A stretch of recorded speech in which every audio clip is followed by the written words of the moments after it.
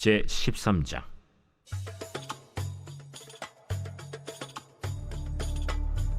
사울이 왕이 될 때 40세라. 그가 이스라엘을 다스린 지 2년에 이스라엘 사람 3,000명을 택하여 그 중에서 2,000명은 자기와 함께 믹마스와 베델산에 있게 하고 1,000명은 요나단과 함께 베냐민 기브아에 있게 하고 남은 백성은 각기 장막으로 보내니라. 요나단이 게바에 있는 블레셋 사람의 수비대를 치매 블레셋 사람이 이를 들은지라. 사울이 온 땅에 나팔을 불어 이르되 히브리 사람들은 들으라! 하니 온 이스라엘이 사울이 블레셋 사람들의 수비대를 친 것과 이스라엘이 블레셋 사람들의 미움을 받게 되었다 함을 듣고 그 백성이 길갈로 모여 사울을 따르니라. 블레셋 사람들이 이스라엘과 싸우려고 모였는데 병거가 3만이요 마병이 6,000명이요 백성은 해변에 모래같이 많더라. 그들이 올라와 베다웬 동쪽 믹마스에 진침해 이스라엘 사람들이 위급함을 보고 절박하여 굴과 수풀과 바위 틈과 은밀한 곳과 웅덩이에 숨으며 어떤 히브리 사람들은 요단을 건너 갓과 길르앗 땅으로 가되 사울은 아직 길갈에 있고 그를 따른 모든 백성은 떨더라. 사울은 사무엘이 정한 기한대로 이레 동안을 기다렸으나 사무엘이 길갈로 오지 아니하매 백성이 사울에게서 흩어지는지라. 사울이 이르되 번제와 화목제물을 이리로 가져오라. 하여 번제를 드렸더니 번제 드리기를 마치자 사무엘이 온지라. 사울이 나가 맞으며 문안하매 사무엘이 이르되 왕이 행하신 것이 무엇이냐? 백성은 내게서 흩어지고 당신은 정한 나라 내 오지 아니하고 블레셋 사람은 믹마스에 모였음을 내가 보았으므로 이에 내가 이르기를 블레셋 사람들이 나를 치러 길갈로 내려오겠거늘 내가 여호와께 은혜를 간구하지 못하였다 하고 부득이하여 번제를 드렸나이다. 왕이 망령되이 행하였도다. 왕이 왕의 하나님 여호와께서 왕에게 내리신 명령을 지키지 아니하였도다. 그리하였더라면 여호와께서 이스라엘 위에 왕의 나라를 영원히 세우셨을 것이거늘 지금은 왕의 나라가 길지 못할 것이라. 여호와께서 왕에게 명령하신 바를 왕이 지키지 아니하였으므로 여호와께서 그의 마음에 맞는 사람을 구하여 여호와께서 그를 그의 백성의 지도자로 삼으셨느니라 하고 사무엘이 일어나 길갈에서 떠나 베냐민 기브아로 올라가니라. 사울이 자기와 함께한 백성의 수를 세어보니 600명 가량이라. 사울과 그의 아들 요나단과 그들과 함께한 백성은 베냐민 게바에 있고 블레셋 사람들은 믹마스에 진쳤더니 노략군들이 세 대로 블레셋 사람들의 진영에서 나와서 한 대는 오브라 길을 따라서 수알 땅에 이르렀고 한 대는 벳호론 길로 향하였고 한 대는 광야 쪽으로 스보임 골짜기가 내려다 보이는 지역 길로 향하였더라.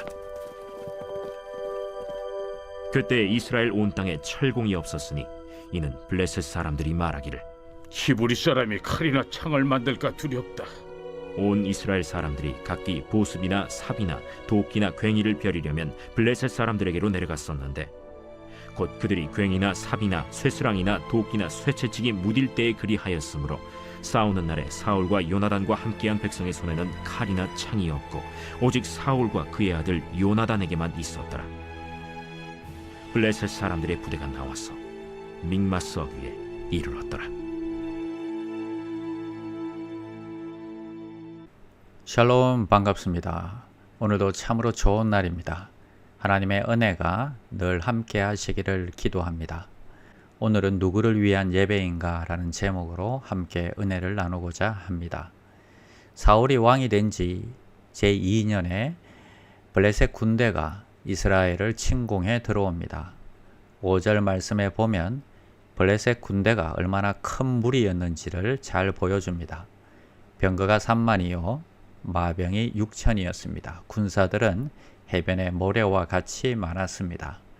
반면 이스라엘은 어땠습니까? 정예 부대는 겨우 3,000명에 지나지 않았습니다. 사울은 전쟁이 시작되기 전에 이미 사무엘 선지자에게 사람을 보내어 길갈로 와달라고 부탁을 했습니다. 사무엘 선지자가 오므로 백성들이 용기를 얻고 또 하나님께 제사를 드리면 하나님께서 이스라엘 백성들을 도우실 것이라는 믿음이 있었기 때문입니다. 사무엘 선지자도 7일 후에 가겠다고 약속해 주었습니다. 그러나 사무엘 선지자는 오겠다고 한 약속의 날짜가 다 지났음에도 불구하고 나타나지 않았습니다. 하루라도 빨리 와야 불안에 떨며 도망치던 백성들에게 용기를 줄 수 있을 텐데 사울 왕은 점점 조급해지기 시작했습니다. 상황은 불리하게 돌아가지요. 마음은 불안하지요. 그리고 마지막으로 믿을 수밖에 없는 사무엘 선지자는 약속한 날짜가 되었는데도 나타나지 않지요.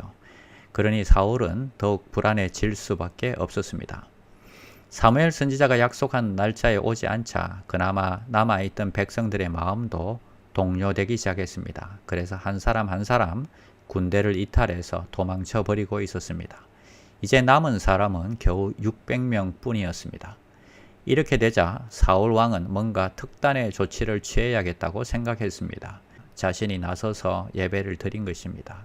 우리가 사울이었어도 그렇게 하지 않았을까요? 부득이하게 기다리지 못하고 드린 예배에 대해서 오늘 본문이 우리에게 주시는 교훈은 무엇일까요?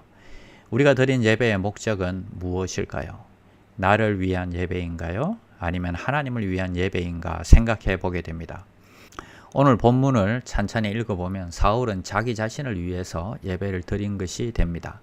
그때 사무엘은 그 예배를 한마디로 평가를 합니다. 13절 말씀입니다. 사무엘이 사울에게 이르되 왕이 망령되이 행하였도다. 왕의 하나님 여호와께서 왕에게 내리신 명령을 지키지 아니하였도다.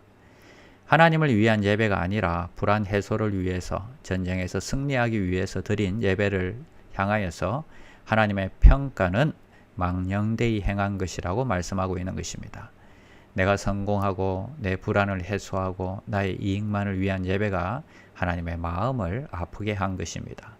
오히려 사울이 하나님을 위해 예배 드렸다면 전쟁에서 패배할 망정 내가 망하게 될지언정 말씀에 순종해서 사무엘을 기다렸을 것입니다. 마음의 중심이 전쟁에서 승리하는 것이 목표였기 때문에 그것을 위해서 예배 드리려고 하니까 전쟁의 승리를 위해서 예배는 수단에 불과한 것이 되어버린 것입니다. 우리가 예배하는 목적이 문제를 해결하고 축복을 받아내기 위해서가 아니라 우리를 창조하시고 구원하신 하나님을 높이고 기뻐하는 것이 우리의 예배의 목적이 되시기를 바랍니다. 기도하겠습니다. 하나님 감사합니다. 오늘 말씀을 통해서 예배의 목적이 하나님이 아니라 하나님이 주시는 선물이 목적이었음을 깨닫게 하심을 감사합니다.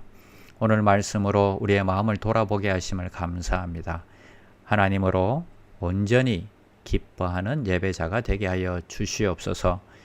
예수님의 이름으로 기도드립니다. 아멘. 1. 오심 기도. 하루 5번 마음을 다해 드리는 기도. 나는 죽었습니다. 제가 주인이 아니고 예수님이 저의 주인이십니다. 예수님은 십자가에서 죽으시고 부활하셨습니다. 부활하신 예수님을 가슴으로 만나서 따라가며 간증합니다. 사랑하는 가족과 함께 영광스러운 승리를 노래합니다.